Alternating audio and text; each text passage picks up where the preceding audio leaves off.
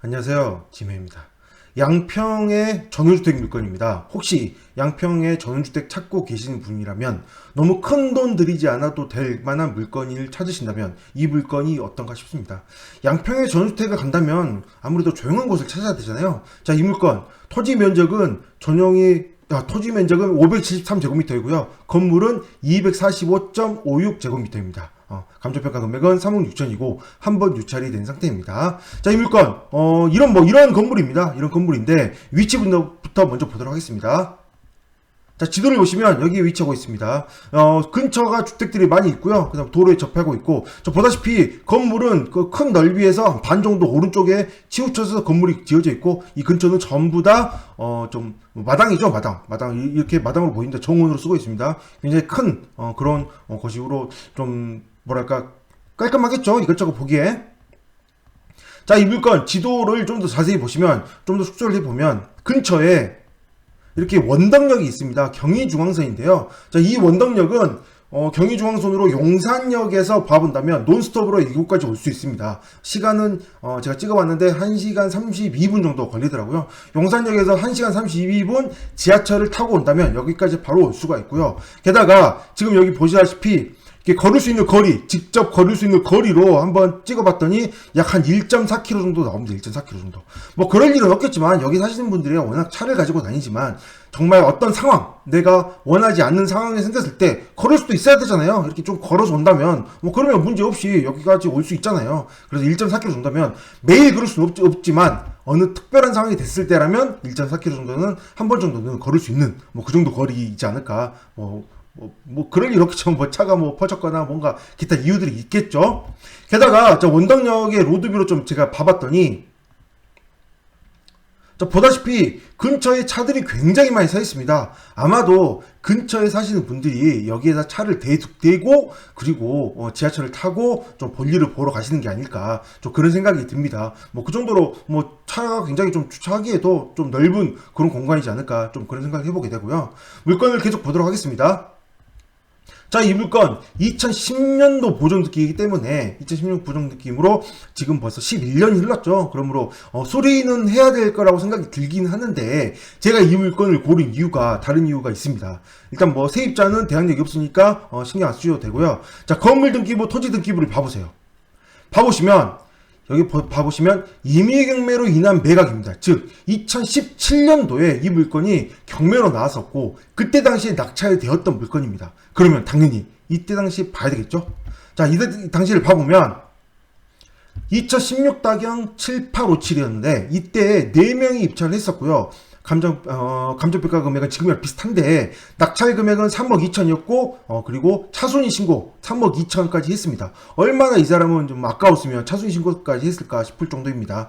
그 정도로 이 물건이 괜찮지 않았을까 좀 생각을 해보게 됩니다. 어쨌든 3억 2천 110만 원이었고 차순위는 3억 2천만 원 입찰을 했었다 정도로 일단 아시고요. 그리고 가장 비교를 해봐야 되겠죠. 이때 당시 물건과 현재 경매 나왔을 때 물건을 당연히 비교를 해봐야 될 겁니다. 얼마큼 달라졌는지. 제가 여기에 좀 포인트를 뒀는데요.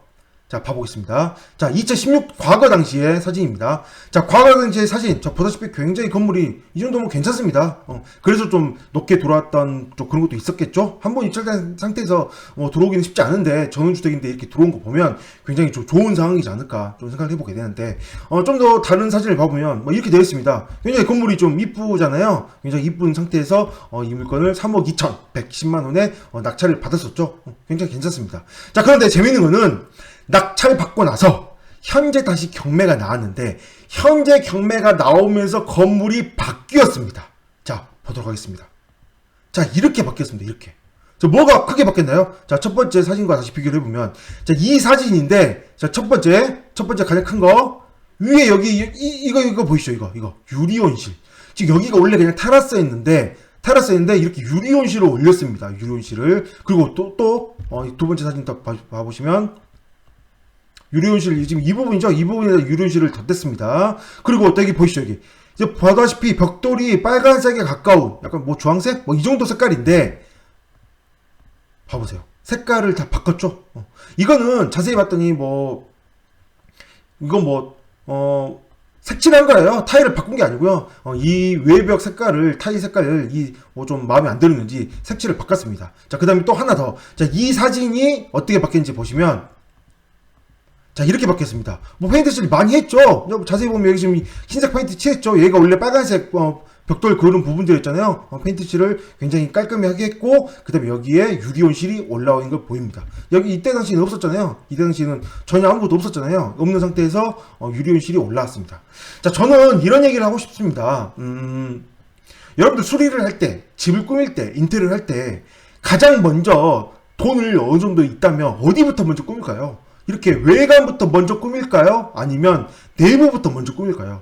저희들이 그 아파트나 그런 물건들을 답사를 갈 때 이런 얘기를 하거든요. 만약에 아파트 밖에 좀 오래된 아파트다 칩시다. 만약에 아파트 외부에서 봤을 때 샤시가 수리가 되었다면, 즉 샤시가 만약에 새 걸로 바뀌었다면 안에는 안 봐도 된다고 얘기합니다. 왜?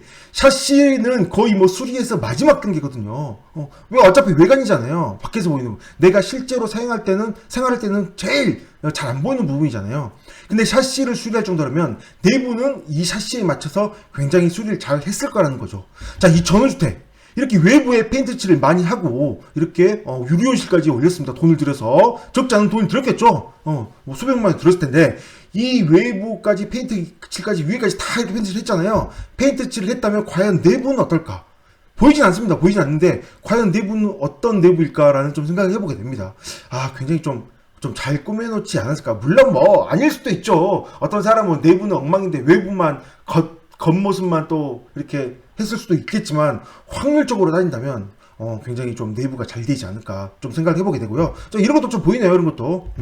그리고 좀 더 내부의 구조들을 보면, 자, 이렇게 됐습니다. 1층. 자, 1층이거든요. 1층에 안방이 있고, 방이 있고, 거실, 그 다음에 주방이 있고, 욕실 하나, 그 다음에 현관입니다.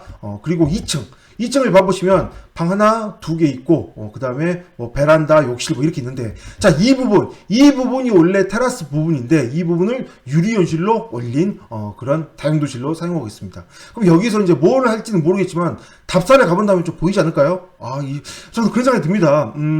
물론 워낙 전원주택은 소유자가 꾸미기 나름이고, 수리하기 나름이기 때문에, 워낙 원하는 사람과 아닌 사람은 차이가 있을 수도 있겠지만, 이 정도 좀 관리를 하고 좀 했었다면, 괜찮지 않을까. 그래서 현재 물건이 과거랑 거의 감정평가 금액이 비슷하게 나온 게 아닐까 좀 생각도 해보게 되거든요. 그렇다고 한다면 이번에 당연히 낙찰이 되겠죠. 물론 과거처럼 낙찰이 되지는 않겠지만, 저는 과거에 낙찰된 3억 2천까지는 아니겠지만, 그래도 이 정도 상황이라면 굉장히 좀 좋은 상황이지 않을까. 좀 보다시피 지금 이 사진만 봐도 건물은 여기 있고, 굉장히 이 정원도 굉장히 넓습니다. 로드뷰로 좀 보려고 했는데, 로드뷰로 이 안에까지 로드뷰가 들어가지 않아서 확인이 안 된 상황이기 때문에 로드뷰로는 좀 볼 수가 없는 그런 물건이기 때문에, 좀 가까우신 분들은 꼭 한번 답사 가셔서 건물 형태나 좀 그런 거 보고, 전원주택 관심 있으신 분들은 좀 보는 게 어떨까 생각을 하게 됩니다. 자, 또 여기서 보면서 재밌었던 게, 이 로드뷰로 보는 것 중에 여기 이 부분 있잖아요. 이 부분 가운데 여기가 정말 차 한 대 정도 딱 지나가는 그런 곳인데, 정말 이쁘지 않나요? 이런데 되게 조용한 곳을 전원주택을 찾고 계시는 분이 있다면, 자, 이런 곳은 어떨까 싶습니다. 이 물건지까지 좀 더 자세히 가서 봐본다면 바로 이곳입니다. 이곳인데 좀 멀어서 잘 보이진 않는데요. 이런 곳에 지금 이 주택이잖아요. 이 주택인데 멀어서 보이진 않지만 굉장히 좀 조용하고, 옆집도 좀 살짝 거리가 좀 있고, 그리고 이 정도면 괜찮은 곳이지 않을까. 전원주택 좀 이런 조용한 곳을 찾으신다면 답사 한번 가보시기 바랍니다. 네, 여기까지 하겠습니다. 감사합니다.